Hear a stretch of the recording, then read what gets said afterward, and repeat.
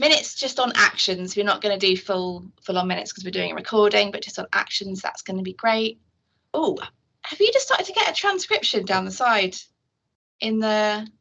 Oh, that's just you'll get it, it'll transcribe it if you hit transcription and recording, so that you'll have a record of the meeting. Okay. So just welcome. We've got a few people here who haven't been on a call before, and I think it's really important to welcome them. So I'm just going to invite people who haven't been on the call before to maybe introduce themselves. So Bryony. So Rob, we've been joined by Bryony, who's one of the therapeutic play managers. Hiya. Yeah, I'm just joining just because we're still, me and Anna, still sort of getting our feet back into the swing of things and sort of making sure that we're known and visible. So yeah, I'm pleased to be joining. So it's really nice. Thank you. Fabulous. And we just heard from Alicia that Alicia's representing as a young voice on this call today, which is great. Actually, I think everybody else has been on this before, but we haven't met as a steering group since we appointed Amalia, which I looked back in my diary was back in end of February. So we started work on this end of February, beginning of March, and this is the Signature Artist Commission. So this is the first, Amalia is our first artist that we have engaged to work with us on the Children's Hospital, which is a really exciting position. So Amalia is really getting to grips with what our hospital is all about. So the integrated model, the whole new way, everything that we know we're going to be doing, and the identity of this hospital that we're building together, and bringing that story out through the artwork that Amalia is beginning to think about in terms of her concepts for the art that she's going to be producing into the building, but also in laying out some foundations from which other artists, because we'll be engaging lots of artists onwards on this project, for other artists to respond to. So it's really sort of setting that tone, language, thinking, concepts for others to pick up on, for artwork to kind of be seen throughout the building. So today is all about catching up with Amalia and with us and Ellen, just on what's been happening over the last few months since the beginning of March. Lots of you have been supportive of this process. Lots of you have been involved in some of the engagement sessions that Amalia has been leading. And some of you might not have been. So it's really great to be talking about the process that we've been on and that Amalia's been on.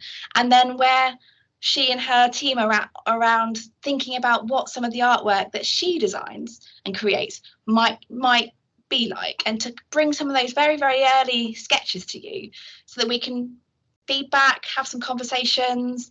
Amalia will take that away, do some more work, and then kind of write those up for us. So this is a really important engagement session with the steering group to support Amalia on her journey as a signature artist. I think I'll stop there if that's okay, and hand over to Amalia, who I think has some slides to share with us, and we'll spend half an hour or a bit more. We're quite relaxed about timings, just to hear the update. Over to you, Amalia. Okay, great. Thank you, everyone. Thank you for having me. So I put together some slides to show you what I've been up to. There's been obviously a lot of change also in my ideas for the artwork, which is exactly what I think everybody wanted. It's been a very productive time in that sense. The sort of the core of my proposal, just as a sort of short recap, had to do with using the idea of collage, but also the ethics behind collage, how collage uses this idea of integrating different images that come from different places and different walks of lives and incorporates them together into one thing. And how, for me, that can stand as a metaphor on how we're all uniquely different and made up from all the things that have happened to us and all the things that we have seen, but also how all the things that we experience and everything that has happened to us, the good and the bad, contributes to shape us. And that is also something that, even though it might be tough, it's also important to celebrate. And so I wanted to carry that forward into sort of with the new findings that, you know, on how the building is developing and how what the conversations that I've had in the workshops. So I'm just going to first of all share some slides, which we've been having some technical issues, but we think we've solved them. Ellen has been amazing to me today. So let's see. This should open for you to see. This should be here. Okay, can you see these? That says CCH Amalia Pica, November 23rd. November Yeah, 23rd. so we're seeing a list of files there, Amalia, and you seem to be highlighting that files. One. Okay, just a list of files. Can you see the presentation? No. Not yet. Okay, so I'm just going to, how am I going to do this? I'm going to stop sharing and I'm going to start again. Yeah, because then you'll probably share from your screen. Yeah, exactly. Document that as long as the presentation's up in front of you, we should see it. Perfect. Okay. So seeing it. Good. I will try to do the full screen, and if that doesn't work, I won't worry too much. Because you can't see it. Hello? We're seeing it hasn't given full view, but we are seeing your slides, so don't worry. We can see them I have to not show you the full view. We haven't sort of fully managed. So one of the first things that we did was to have workshops with some groups of children who spend some time in hospital. What I wanted to do was to start talking to them about objects and how objects can sometimes speak for us or give us things to think about, and that sort of that idea of material culture. So I started sort of being curious about the kind of objects that they brought to hospital with them, or things that they would bring to hospital with them. And so we did a series of workshops where they had a questionnaire, but also we did some making. These are some of the things that we did. We met in this beautiful community center. What was it called, Ellen? We were in Eddington. One of the things that we started to think about was like this idea of being in hospital looking up, and so we did hanging sculptures that we hang in this tree. It sort of soon became apparent that line of inquiry about what would you bring to hospital was quite limited, in that, you know, everybody pretty much brings either a book, a cuddly toy, or a Nintendo Switch. So, but it was still, I think for me, the most striking thing is that it almost doesn't even matter what it is that the children are trying to make. There's this sort of freedom and energy in the way that they make these objects and in the way that they draw them, that it's that somehow as we grow older it gets lost, and how I hope that my design can dip into that sort of expressive way in which children portray the world, as well as the thoughts behind it. And we also had some workshops with staff. This picture is a picture of a workshop that we had with the physiotherapy department. The physiotherapy department had a very useful take on artwork in hospital, or sort of how children spend time in hospital. And I think so far I was always conscious, because of that first experience that I had when I went, which I talked about in our first meeting, but I can remind you of, like, going and spending some time in the reception of Great Ormond Street Hospital, and seeing that children sort of wanted to engage with things, but parents needed to move quickly from the reception into the rest of the hospital, I realized that my initial artwork, and not everybody else's that will follow, but my initial artwork had to sort of address that transient moment in reception. But also, I think to try to be inclusive, I was thinking that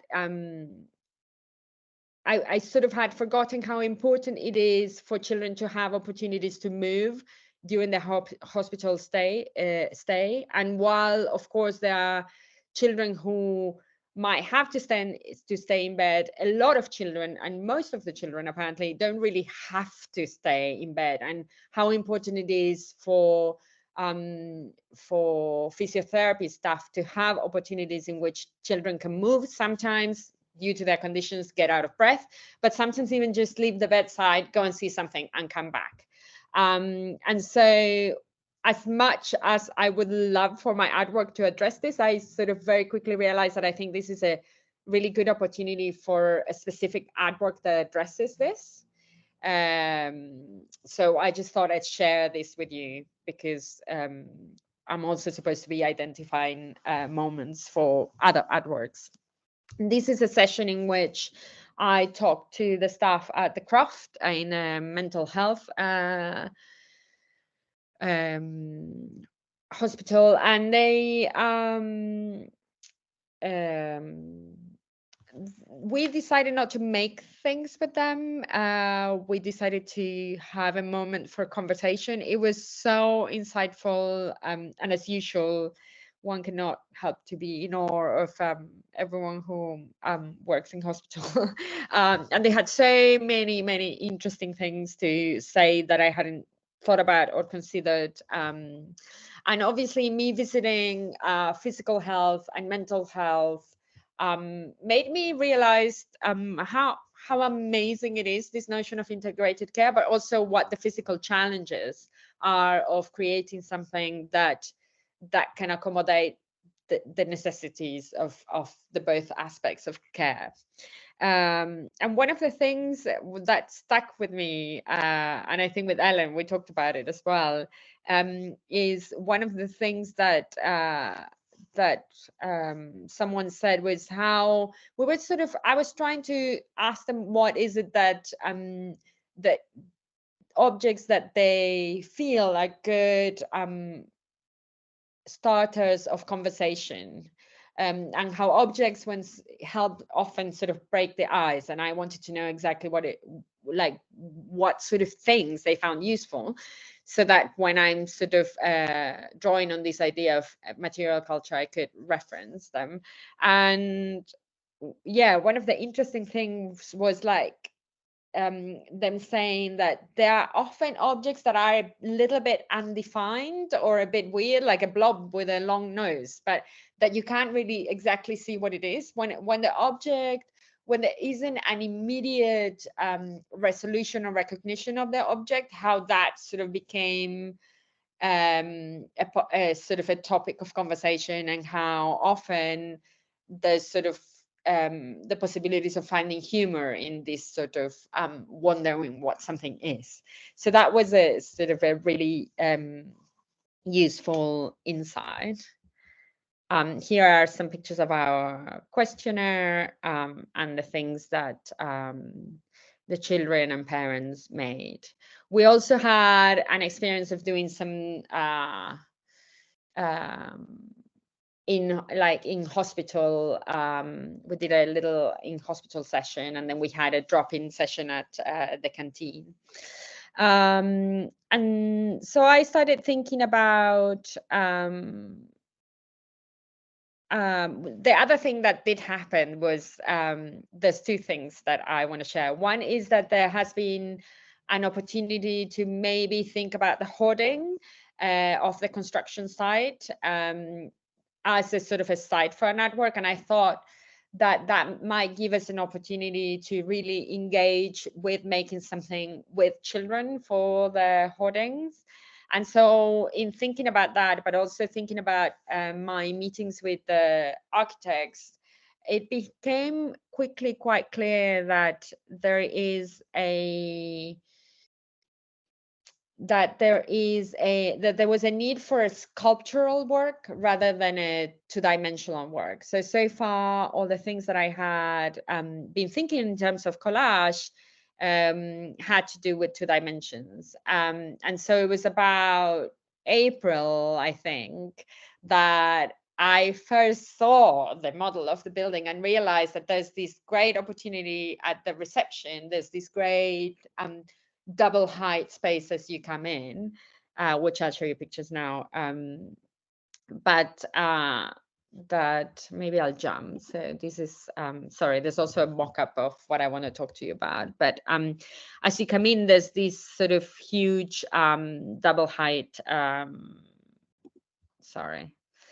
This is a render. Everything that you see in red is the building. So as you come in, there's this opportunity. These quickly are the ideas that I want to talk to you about.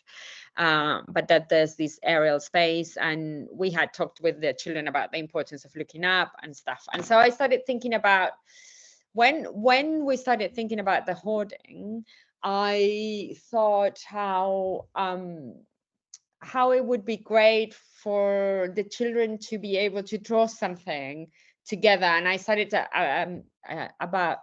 thinking about the idea of a continuous line that would join all the drawings, as if it's almost one line that gets taken by somebody else's hand, and then it gets shaped, and then it moves on to the next person, and how that could sort of be a device to tell a story around the hoardings, and how then, if we were to be doing that with the hoarding, how we could take those workshops and sort of base the sculpture with them. And I started looking at these images by Calder. Alexander Calder is better known for his mobile sculptures.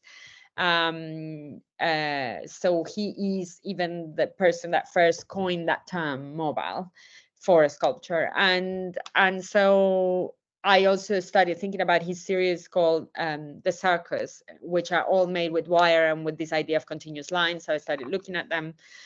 And this is a picture of one of his mobiles. And so I thought that I would like to, so the new idea is for me to base a sort of a line sculpture, so a line that navigates the 3D space based on children's drawings. But how I started using a 3D modeling program to trace some of his drawings into a 3D form. So here is an example of how this could work. These are drawings that I quickly made that reference the things that children said that they would bring to hospital. And as you can see, as you see them properly, like maybe you recognize a teddy bear. Okay, this is a teddy bear, and then there's a headset and a book and a plant, and how from one side they look like the things that they have, but from other sides they look like squigglies. And so how I could potentially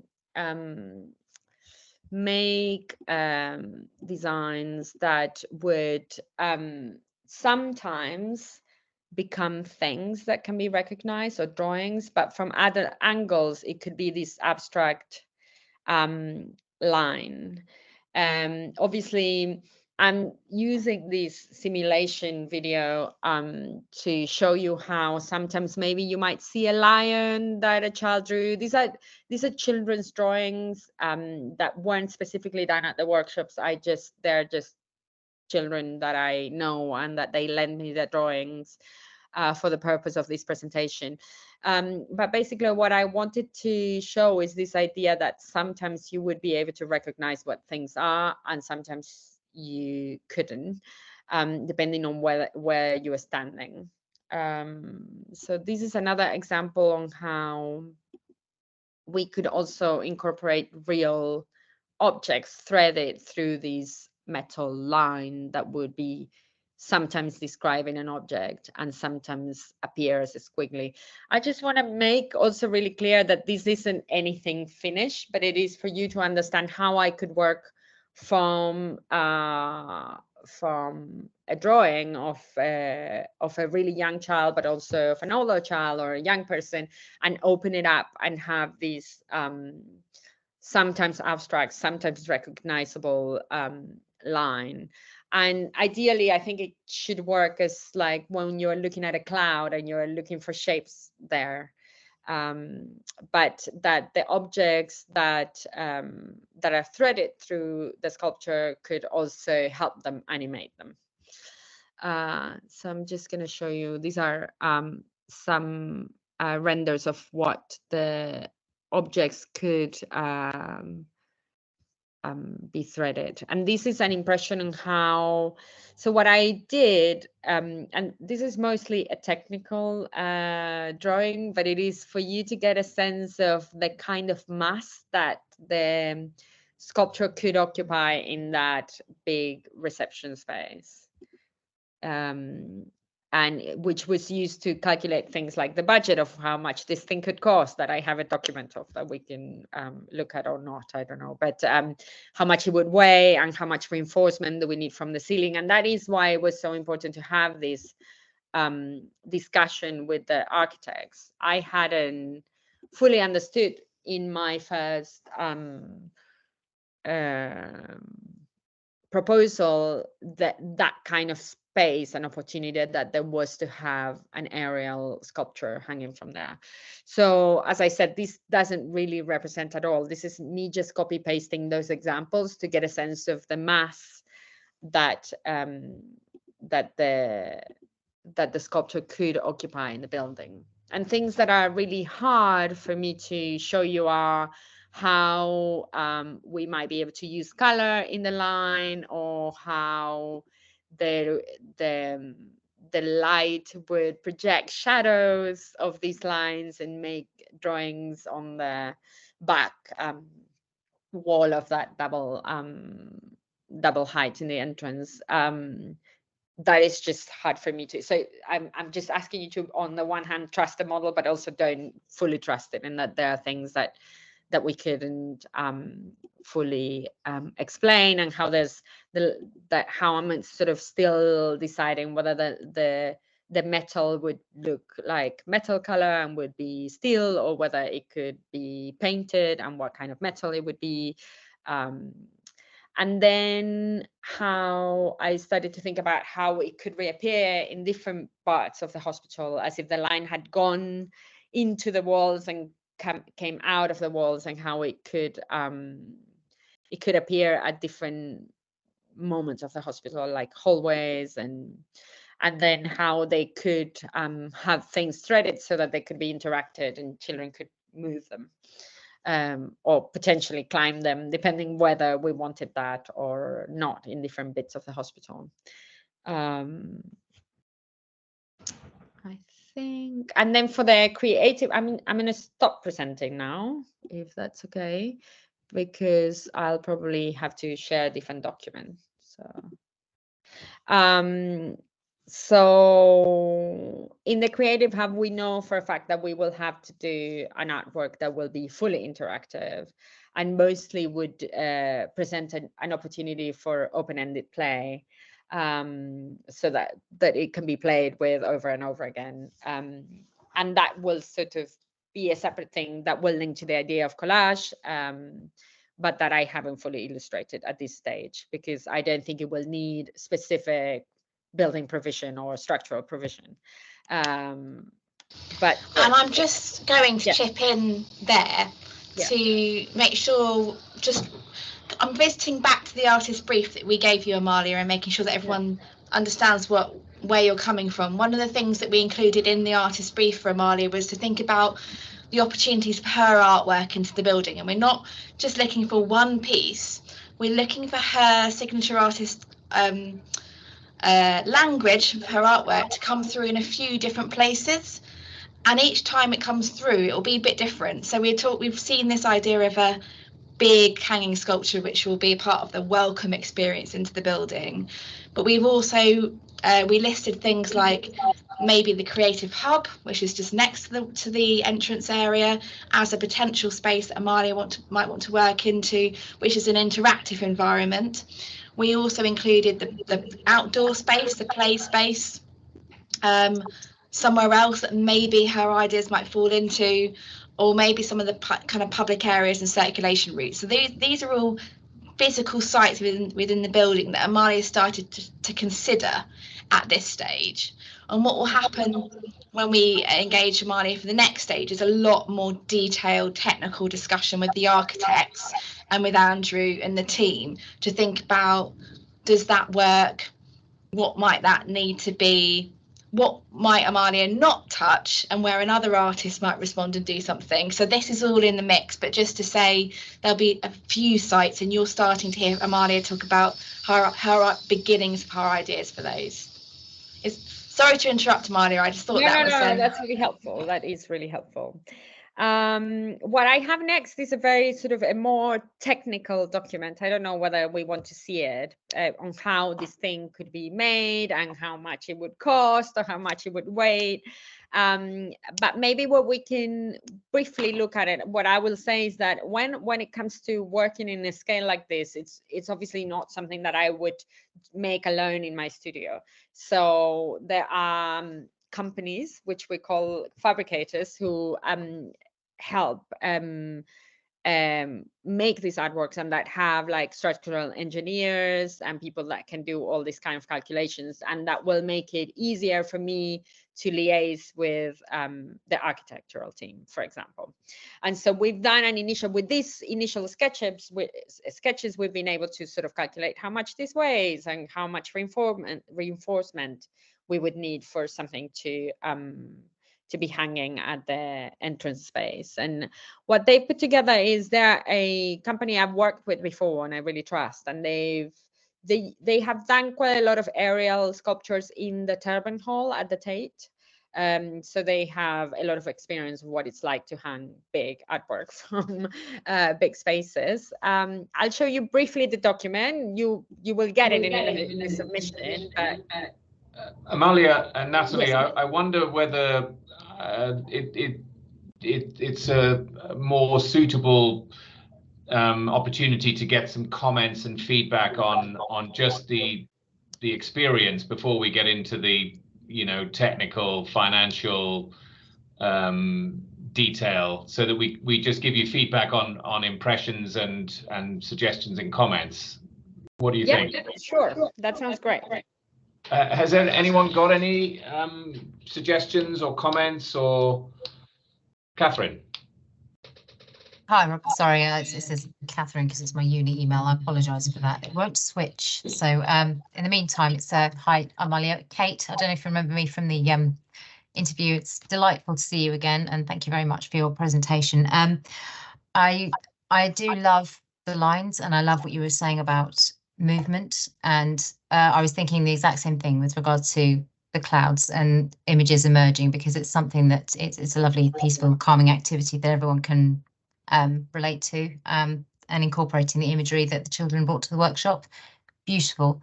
I do worry a little bit about, when you said certainly with the initial sculpture coming in, hanging real life objects in there as well, but simply because I've had children coming in and coming out of hospital, and bear in mind mine from brain injury and whatnot. So I think therein lies a worry for things like confusion, because they're already in a state of confusion. They're already in a state of sort of difficulty and emotional upset.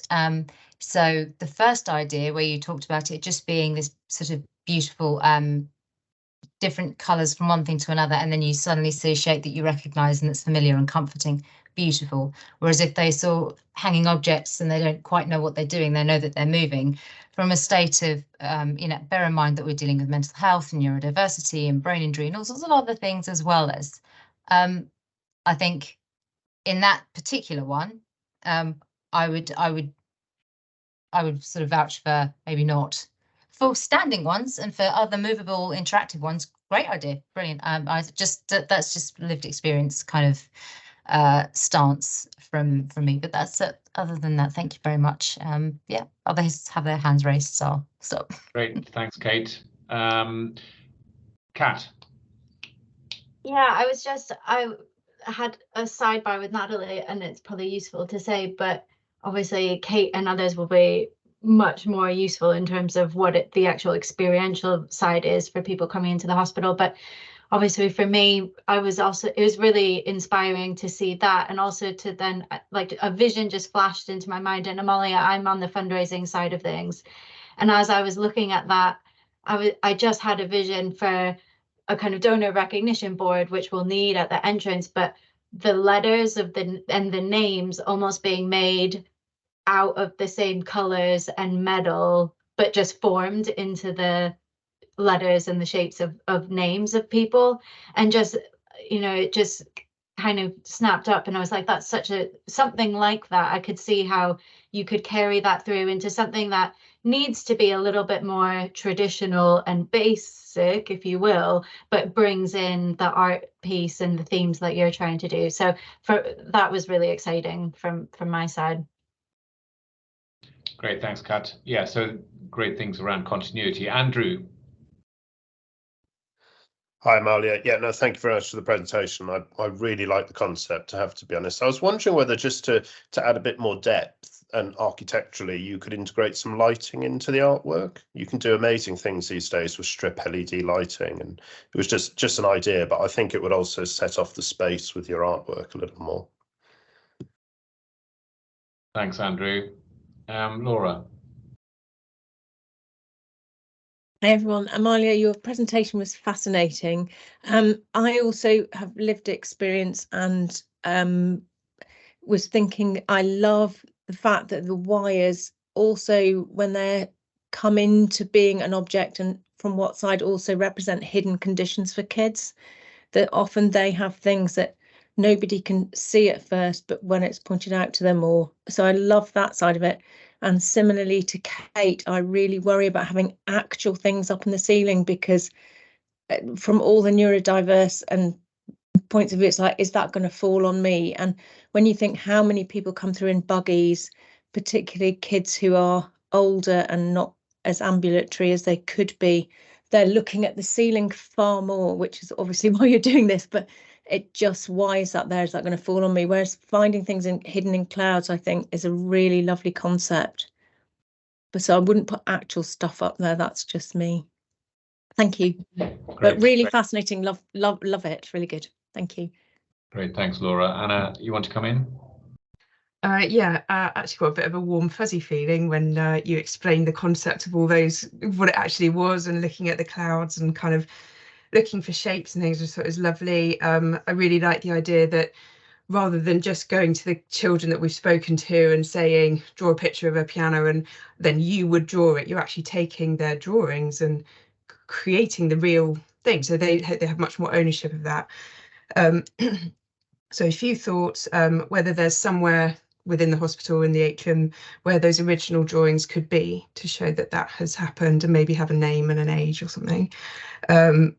Whether there's an opportunity to have maybe slightly different thicknesses of wires, because if it's quite thin, is there potential it might get a little bit lost, whereas it might just give it a bit more of a 3D feel. Agree about the hanging objects. Slightly different viewpoint for me is that it would just, if I saw a stool hanging from the ceiling, I would focus on the stool rather than looking for a teddy bear, because it's a thing, and that would be where my connection would go, which isn't as exciting as looking for a teddy or headphones.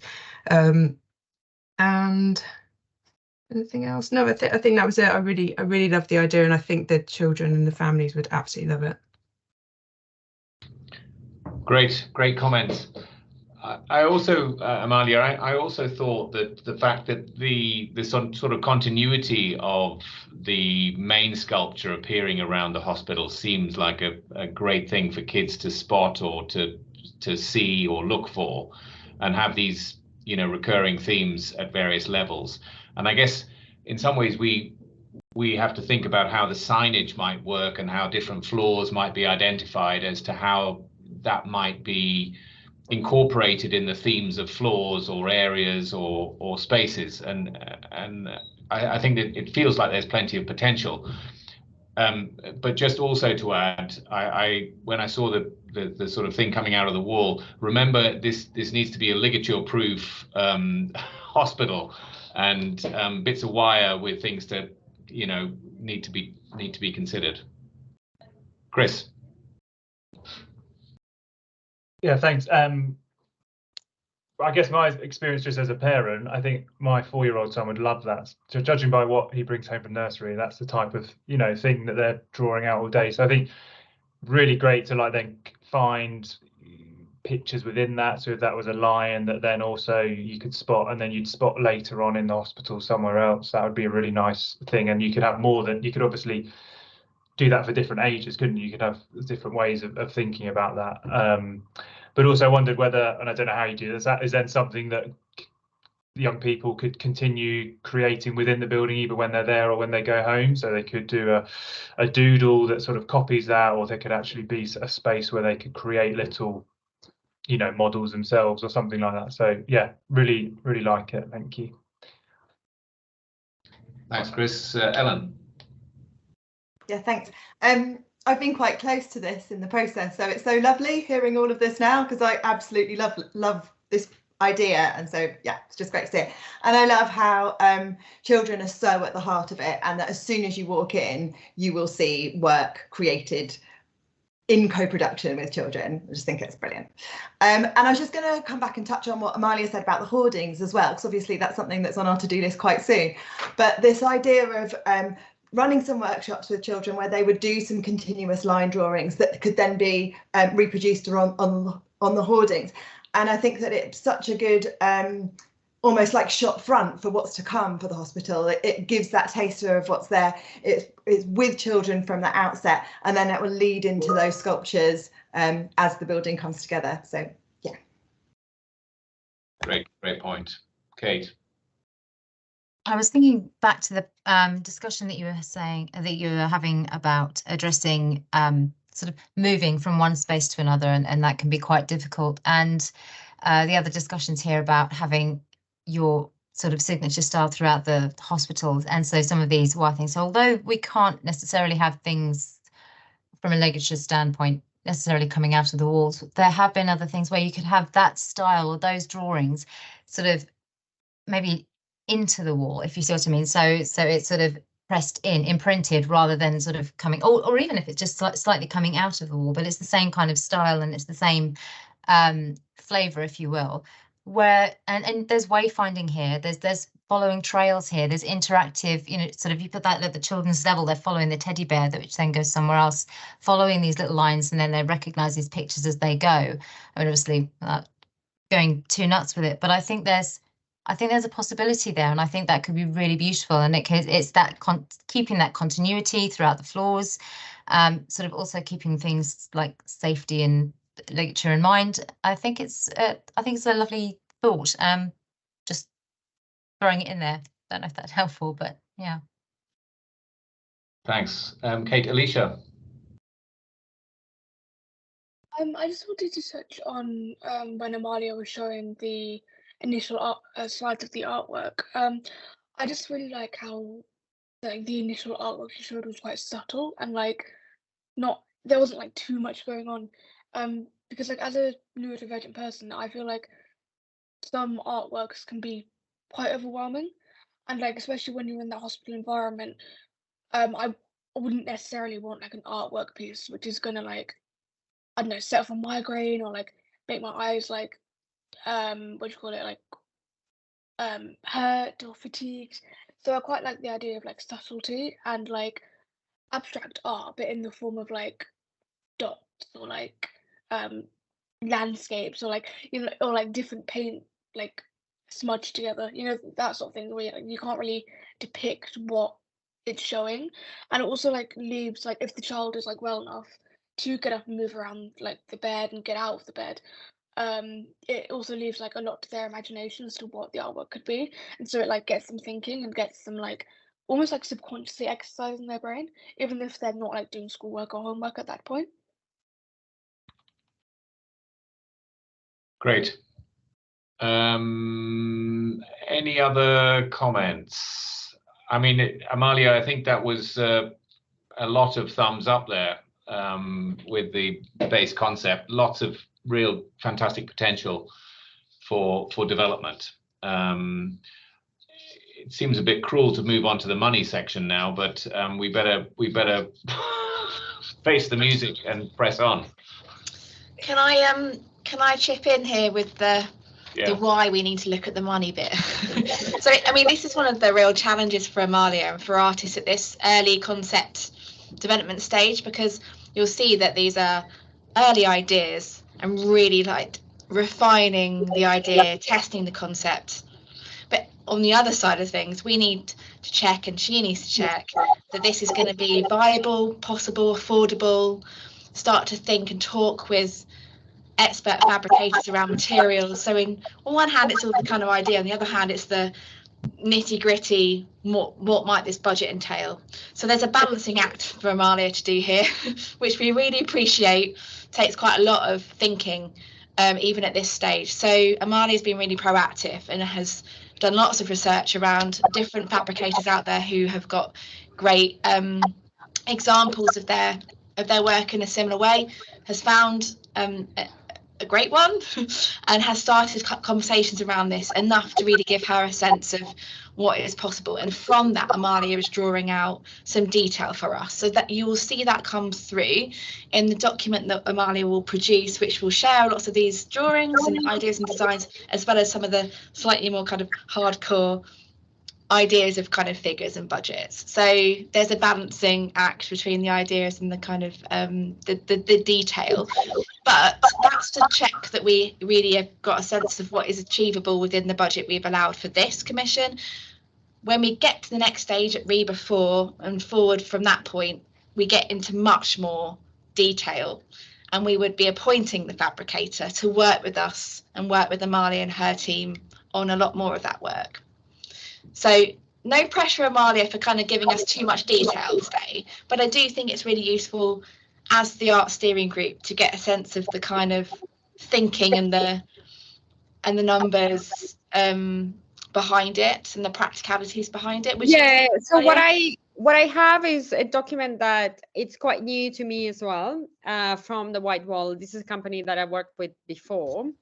So I'll be, oh, sorry, I'm just, I will be able to share that document directly to you, and so you can have a quicker look. But now we can scroll through it together to give you a sense of what it is. It's basically somewhere between a budget estimate or a feasibility study. It's basically an itemization of what it would entail to get this done. With the little information that they have at this stage. No? Great. And I know this has just literally landed in your inbox late yesterday, so I haven't had a chance to see it. Certainly we haven't shared it with Andrew and other key colleagues who will be really interested in this, but let's have a quick look. Exactly. Ellen, your hand's up. Did you want to chip in, or is that just a legacy hand? Okay, let me see. Window. Wait, let me see. It's not popping up in my windows. I think it's going to a different screen for some reason, and I don't know why. I'll be 1 second. I just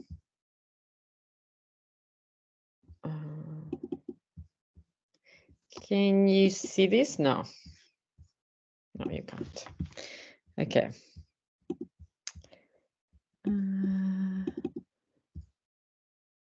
Wait, I need to go into here.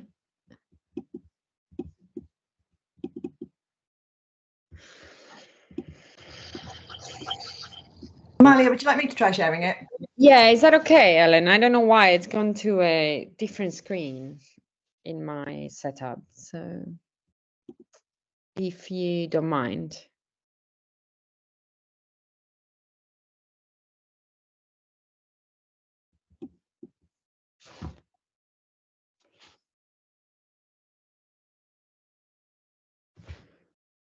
Oh, I can't hear you. I don't know what's happening. Yeah, it's not working on mine now either, Amalia. I'm sorry. Okay, great. Let me see. We've had crazy. Do you want it to email it to someone else? If is there? It's a Word document, is it? I'm just opening it, so it might be third time lucky. Let me see if I can do it. Okay. It was all those fancy computer-generated images that were causing us so much trouble this morning. I feel like there's a lot of pressure now for me to make this work. Yeah, I can see it. Yay! Okay. So just give me a nod with flicking through. So this. Yeah, I mean, I as I said, what I submitted is the renderings that you saw, and then from there they put together this document. We can see it together. I've gone through it and quickly scrolled through the budget. So what they're doing is they're just giving us a sense of what the different stages and different things that they would need to do are. Okay. I don't think we should spend too much time all trying to take this in, because I just wanted you to see it because there are some images cool. that will be useful. They were thoughtful enough to leave the entrance of the hospital, which I should have done so for other people that are not that familiar with the model. But they've sort of also put some examples of other things, other artist works that they've done that formally deal with line space, which might be. Oh, here. Are you seeing? Yeah. Okay. Yeah, exactly. Okay, I'll flick through these slowly so people can take them in, and then we'll obviously share all of this with everybody on email in due course. This is to support neon, which might be interesting in terms of the light conversation. I just want to say something about the lighting, is that I feel that there's an opportunity for us to tap into the budgeted lighting and bring it in and incorporating into the artwork, so that we could still look. We talked about this with the architects, and that they have to have lighting. So if we manage to somehow bring it into the artwork, then there's that extra opportunity in terms of budget.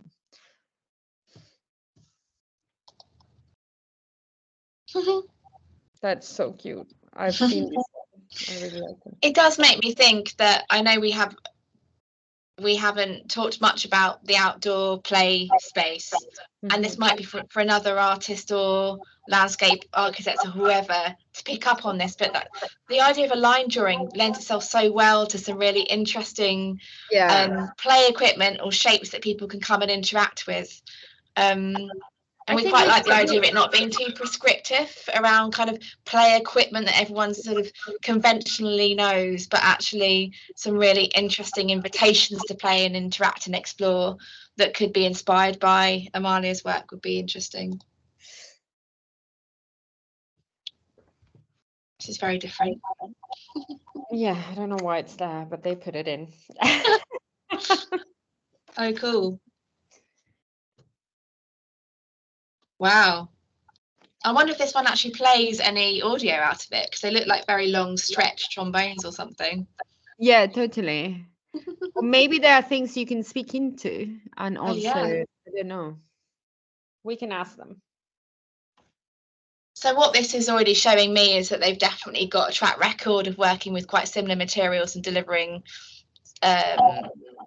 yeah, I have worked with them. So that's my main thing. I worked with them in the Semaphore project, in the King's Cross project, that had robotics and had a very sort of difficult installation. And I really trust them, and I really like working with them. That's why it's resonated with me from the workshop. And then this is just useful to kind of give people a sense of the sort of things that we'll need to be thinking about in a lot more detail as we move forward. Obviously, the kind of location, the structure itself, the materiality of the structure, the dimensions, the size of the piece, the mass of the piece, but also the life of the piece, how it will be maintained, what we need to put into practice around that, talking with the estates about needing to make sure we create something that is absolutely manageable, infection control, safety, all of that has come up a little bit today. Really test those ideas with colleagues that really are experts in that or have responsibilities in that, and that we come out with a really solid design that is realistic. Yeah, for me, I think it would be important to also embed in the coming steps the opportunity for me to talk to you, to specialists in neurodivergency, and also in things that might sort of physically be things that we need to look at, because these are all news to me and I'm taking them on, and I obviously wouldn't want to do something that will freak anyone out into the coming of the hospital. For me, the main thing about these looking, so we'll have to find a balance, and this is what I'm realizing, but I just want to share what I had in mind and how we can then work with that in terms of neurodivergent patients. Is what I wanted to share was I've been doing on the side as my personal thing. I've been doing a lot of school tours because I have a child who's going to start reception, and how different it feels to walk into schools that you feel are inhabited by children's creations. And it just basically what I would like, and how that often feels like a beautiful chaos, and how we can sort of manage that so that it still feels serene. But what I would like is for children to come into the hospital and feel that this is a space that is for children, but it's also made by children, where children are heard and that they're important, where they are taken into account. But also because I feel ultimately that when you are coming into hospital, even if you are with your parents and your loved ones, you can feel alone in your condition. And so to feel that that there are other children here, that this is a space of other children, that they're going through this, will just, I think, hopefully will make them feel that they're not alone in it, that this is a space that they can feel comfortable in. And so I would love to hit that without obviously overwhelming anyone. So I understand that there's a delicate balance, but I just want to clearly flag that I don't have the knowledge for that. And so that it would be very useful for me as we move into sort of a specific design phase to have meetings that are specifically to do with this. Absolutely. So thanks to Alicia and Catherine both for pointing it out.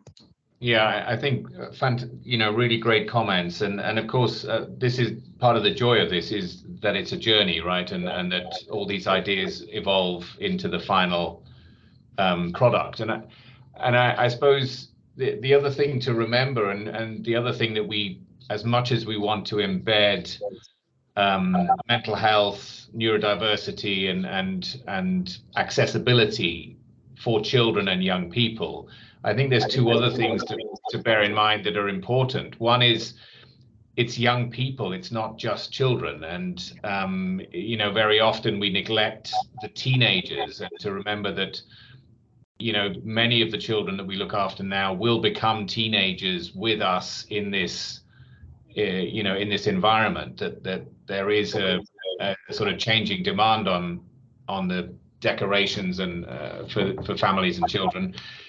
And then, and we've talked about this before, that this shouldn't be childish, it should be child friendly, but we're also wanting them to believe that research and excellence and professionalism is part of what they're coming into.